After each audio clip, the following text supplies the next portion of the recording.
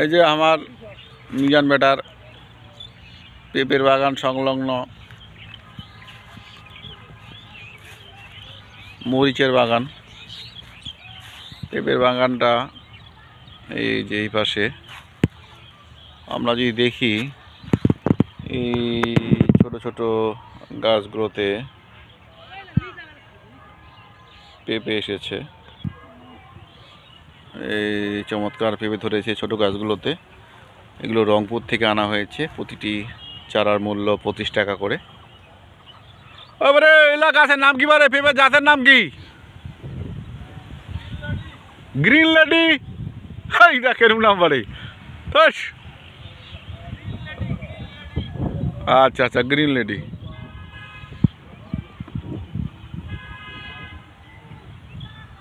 এছাড়াও আম ধরেছে, প্রচুর আম।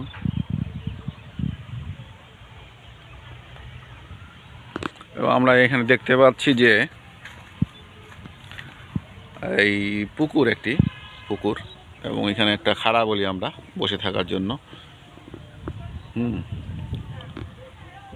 এখানে অবসর সময় কাটানোর মতো একটি চমৎকার জায়গা। এবং আমরা যদি দেখি যে এই পুকুর ঘিরে একটি কিন্তু কার্যক্রম আছে। পুকুর ঘিরে কার্যক্রম সেটা এরকম যে সুপারির বাগান আমরা দেখতে পাচ্ছি, এবং এই যে সাইড দিয়ে চা বাগান। চা বাগানটা চতুর্দিকেই ঘেরা, এবং সুপারি সাথে সুপারি সহ। এবং এখানে মাছ আছে, পর্যাপ্ত মাছ আছে এখানে, বিভিন্ন ধরনের, দেশি চালানি সব ধরনের। এবং আমরা যদি আরেকটু লক্ষ্য করি যে একটা লাউ গাছ দেখা যাচ্ছে, হয়তো বা এখান থেকে সম্ভবত, হ্যাঁ দেখা যাচ্ছে এই লাউ। অর্থাৎ যে এই পুকুর ঘিরে যে এই বিভিন্ন ধরনের, আমরা যদি দেখি যে বাঁশ দিয়ে, মাচাং দিয়ে এখানে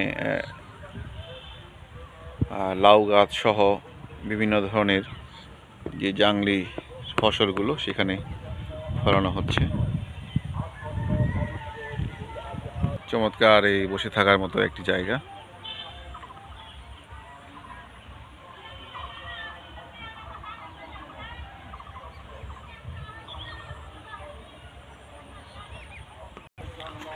এইটা কি লাগাবেন বারে? এইখান এইখান ও বারে,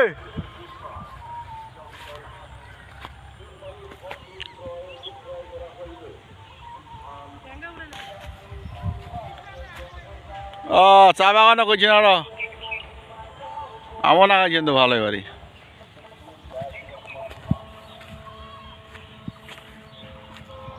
এই মরিচের বেশ ফলন এসেছিল, মরিচ তোলা হয়ে গেছে। এই প্লাস্টিকের মাঝখানে দিলে এখানে যে আর্দ্রতাটা, এবার প্লাস্টিক কেন দেওয়া আছে? এইটা ও ঘাস হবা না, আর ওই যে আর্দ্রতা রইবে নাকি? পানি খান ও একবার সার দিলে হবে, ঘাস হবা না, ও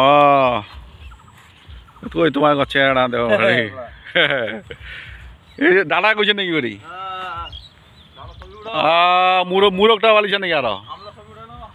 হ্যাঁ হ্যাঁ, প্রচুর ফুলিছে বাড়ি, কম কথা হইলা বাড়ি।